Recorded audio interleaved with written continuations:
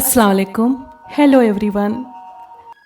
आज मैं फिर लेकर आई हूँ हमारे लिसनर्स की भेजी हुई 3 सच्ची डरावनी कहानियाँ।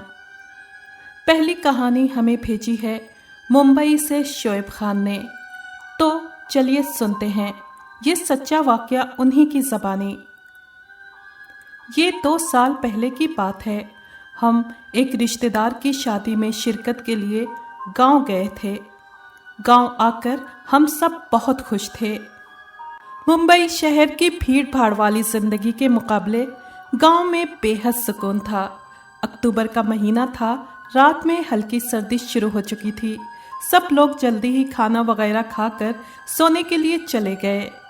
मैं भी अपने कमरे में आकर लिहाफ ओढ़कर सो गया। न जाने रात का कौन सा पहर था कि छत पर किसी की आहट को सुनकर मेरी आंख खुल गई।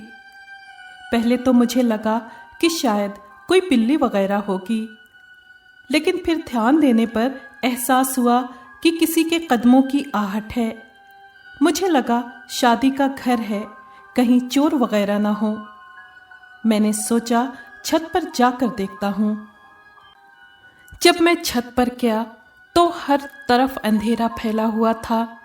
मुझे लगा जैसे छत पर कोई औरत सफ़ेद कपड़ा पहने हुए बैठी है। मुझे हैरत हुई कि इस वक्त सर्दी के मौसम में ये औरत छत पर क्यों आई। फिर मैंने सोचा शायद घर की कोई औरत होगी, तबीयत घबरा रही होगी तो फ्रेश हवा के लिए ऊपर छत पर आई होगी। उसकी खैरियत पूछने के लिए जैसे ही मैं उस औरत के पास गया, वो औरत अचानक से गायब हो गई। ये मंजर देखकर खौफ के मारे मेरा बुरा हाल हो गया। मैं फौरन दौड़कर कमरे में आया और दरवाज़ा बंद करके लेट गया। रात भर डर के मारे मुझे नींद नहीं आई। सुबह ये बात मैंने सभी घर वालों को बताई, मगर किसी ने यकीन नहीं किया। सबका ख्याल था कि ये मेरा कोई वहम है। मगर दूसरे दिन यही वाक़या मेरी खाला की बेटी के साथ पेश आया। वो किसी काम से छत पर गई तो उसे वही सफ़ेद कपड़े वाली औरत दिखाई दी। जब वो उसके पास गई तो वो औरत गायब हो गई। वाकई ये तो बहुत ही खौफनाक वाक़या था। चलिए अब सुनते हैं आज की दूसरी कहानी। आज की दूसरी कहानी हमें भेजी है मॉरिशस से मानव ने। ये वाक़या उनके एक दोस्त हंस के साथ पेश आया था।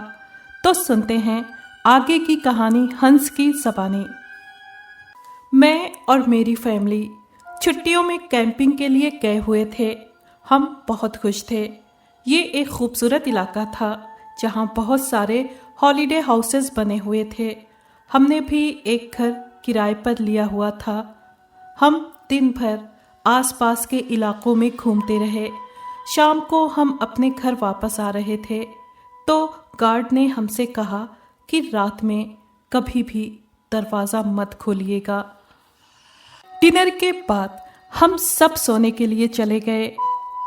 पता नहीं रात का कौन सा पहर था जब हमें लगा कोई ज़ोर ज़ोर से दरवाज़ा खटखटा रहा है।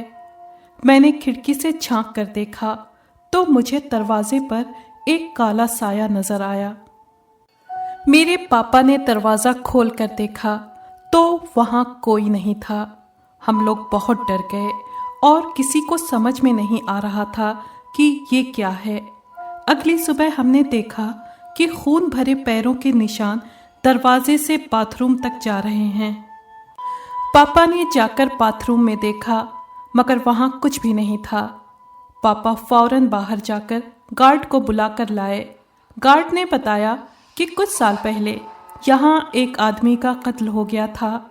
अक्सर लोगों को रात में उसका साया नज़र आता है, इसलिए हम लोगों को रात में दरवाज़ा खोलने से मना करते हैं, मगर आपने दरवाज़ा खोल दिया था। हम लोगों ने उसी दिन उस घर को छोड़ दिया और अपने घर वापस आ गए। चलिए अब सुनते हैं आज की तीसरी कहानी जो हमें भेजी है लाहौर से निम्रा ने। तो चलिए सुनते हैं ये कहानी उन्हीं की ज़बानी। ये कुछ साल पहले का वाकया है। हम किसी रिश्तेदार से मिलने दूसरे शहर जा रहे थे। शाम का वक्त था।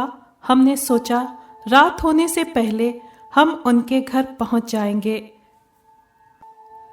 मेन हाईवे से निकलकर हम जैसे ही दूसरी सड़क पर आए तो हमारी गाड़ी खराब हो गई। मगरिब का वक्त हो चुका था। हल्का हल्का अंधेरा फैलने लगा था। हमारा एक भाई घर पर ही था। हमने उसे फ़ोन किया कि तुम किसी मैकेनिक को साथ लेकर आ जाओ, हम लोगों की कार खराब हो गई है। हम लोग कार से निकलकर वहीं सड़क पर टहलने लगे। अब अंधेरा फैल चुका था। दूर दूर तक कोई दिखाई नहीं दे रहा था। अचानक हम लोगों को दूर एक औरत दिखाई दी। उसके हाथों में फूलों का कचरा था। हम लोगों को थोड़ी हैरत हुई कि इस अंधेरे में ये औरत यहाँ क्या कर रही है। फिर सोचा आसपास के किसी गांव की होगी, अब कचरा बेचकर घर वापस जा रही होगी।